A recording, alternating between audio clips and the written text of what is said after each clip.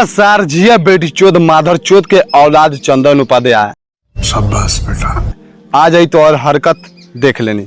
भाई लोग कितना आदमी सोचत हुई ना कि चंदन उपाध्याय बहुत अच्छा इंसान है और बहुत ही अच्छा आदमी है, लेकिन ये आज के दौर में एक लड़की जो इंस्टा पर बहुत ही ज़्यादा वायरल हो रही थी और उसका रील्स भाई मिलियन में जा रहा था। वो लड़की इतना वायरल है कि उस लड़की के रील्स पे बहुत लोग अच्छे अच्छे रील्स बनाए। कोई भी ऐसा नेगेटिव नहीं सोचा है कि उस लड़की को दिक्कत हो और कोई भी भाई को दिक्कत हो, लेकिन ये चंदन उपाध्याय मादर चोद एक किस तरह इस पे रील बनाया है और किस तरह हरकत कर रहा है, थोड़ा फिर से देख लीजिए।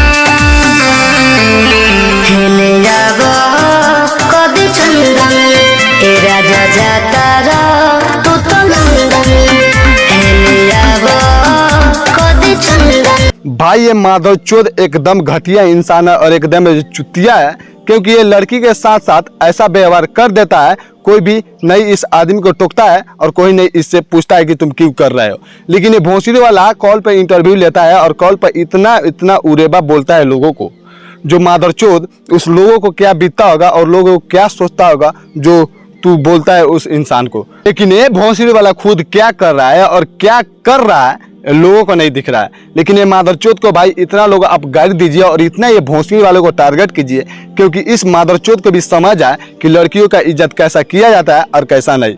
क्योंकि ये भोंसड़ी वाला खुद कर रहा है तो रास लीला, दूसरा कोई करता है तो करेक्टर ढीला। जो रे भोंसड़ी वाला मारेंगे, इतना मार मादरचोद तुमको, अगर किसी दिन लौट गया ना मादरचोद, कुत्ता से मारकर हम लोग तुमको भेजाएंगे।